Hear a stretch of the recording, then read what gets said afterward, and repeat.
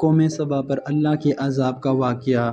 اہل سراسا کی ایک ایسی قوم جسے قوم سبا کہا جاتا ہے، اللہ تعالیٰ کی بے شمار نعمتوں کے اندر زندگی گزار رہے تھے۔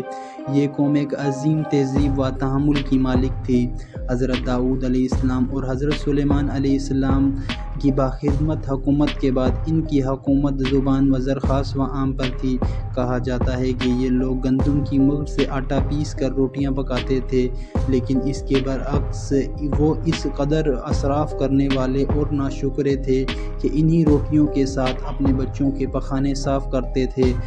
بعد ازاں ان آلودہ روٹیوں کے اکٹھا کرنے سے ایک پہاڑ بن گیا تھا۔ پھر ایک صالح شخص نے وہاں سے گزرتے ہوئے ایک عورت کو دیکھا جو روٹی کے ساتھ اپنے بچے کے پخانے کے مقام کو صاف کر رہی تھی۔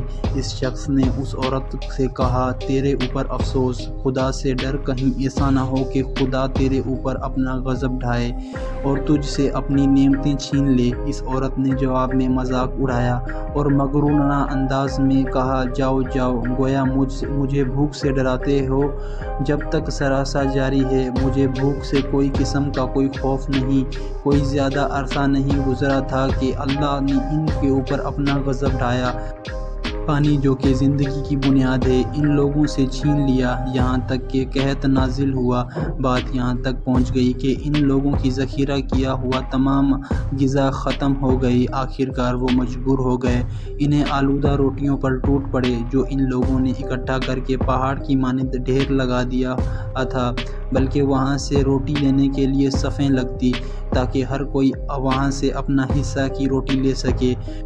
کفران نعمت، قحط اور ان کی بدحالی کے بارے میں بعض روایات موجود ہیں۔ سورۃ النحل کی آیت نمبر 112 اور 113 میں یوں ارشاد ہوا، اللہ نے اس بستی کی بھی مثال بیان کی ہے جو محفوظ اور مطمئن تھی، ان کے رزق ہر طرف سے باقاعدگی سے آ رہا تھا، لیکن اس بستی کے رہنے والوں نے اللہ کی نعمتوں کا انکار کیا تو اللہ نے ان کو بھوک و پیاس کا مزہ چکھایا، صرف ان کے اعمال کی بنا پر جو انجام دے رہا تھا، اور یقیناً ان کے پاس رسول آئے تو ان لوگوں نے ان کو جھٹلایا تو پھر ان تک عذاب آ پہنچا۔ یہ سب ظلم کرنے والے تھے۔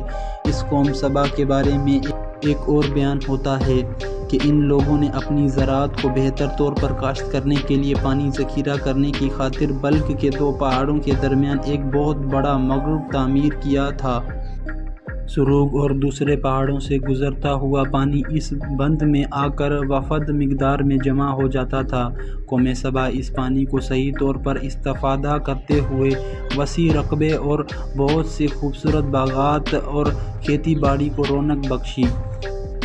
ان باغات کے درختوں کی شاخیں اس قدر پھلوں سے لدی ہوئی ہوتی تھی کہ کہا جاتا ہے کہ اگر کوئی شخص سر پر ٹوکری رکھ کر ان کے نیچے سے گزرے تو پھل خود بخود ٹوکری میں گرنا شروع ہو جاتے ہیں اور قلیل مدت تک ٹوکری تازہ پھلوں سے بھر جاتی، لیکن نعمت کی کثرت نے انہیں شکر کرنے کے بجائے سرمست اور غافل کر دیا تھا، یہاں تک کہ ان کے درمیان بہت بڑے طبقاتی نظام وجود میں آ چکا تھا۔ ان میں سب سے صاحب اقتدار لوگوں نے کمزور و ضعیف لوگوں کا خون چوسنا شروع کر رکھا تھا، یہاں تک کہ ان لوگوں نے خدا سے ایک استغاثانہ التماس کیا جس کے ذکر سورۃ سبا کی آیت نمبر 19 میں ملتا ہے۔ انہوں نے کہا کہ خدایا ہمارے سفروں کے درمیان فاصلہ زیادہ کر دے۔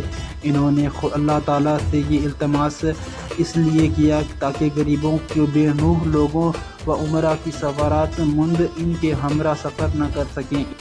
ان کی خواہش یہ تھی کہ آبادیوں کے درمیان خشکی اور فاصلہ بہت زیادہ ہو تاکہ یہ دست اور کم آمدنی والے لوگ ان کی سطح پر سفر نہ کر سکیں۔ اللہ تعالیٰ نے ان مغرور پیٹ کے بیچاریوں پر اپنا غضب نازل کیا۔ بعض روایات کے مطابق ان مغرور لوگوں کی آنکھوں سے دور صحرائی چوہان کے مغرب نامی بند کی دیواروں پر حملہ کر کے انہیں اندر سے کھوکھلا کر دیا۔ ادھر سے بارش زیادہ ہوئی جن کی وجہ سے سیلاب آ گیا، اس بند میں پانی بہت زیادہ اکٹھا ہو گیا، اچانک بند کی دیواریں ٹوٹی اور ان سب میں سے بہت بڑا سیلاب آیا جس میں تمام دیہاتی آبادی کی مال مویشی باغات کھیلتے اور ان کے محل اور گھر پانی میں غرق ہو گئے، نابود ہو گئے۔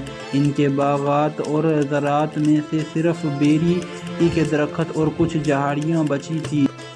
کچھ الہان پرندے وہاں سے کوچ کر گئے تھے۔ جب الہوس اور کوس نے قوم سبا کے کھنڈرات میں اپنا گھونسلہ بنایا تھا۔ اس بات کا ذکر سورۃ سبا کی آیت نمبر 15 اور 16 میں ملتا ہے، اور آخر میں سورۃ سبا کی آیت نمبر 17 میں قرآن کریم میں اس واقعے کو یوں نتیجہ نکالا ہے: یہ ہم نے ان کی ناشکری کی سزا دی ہے اور ہم ناشکری کے علاوہ کسی کو سزا نہیں دیتے ہیں۔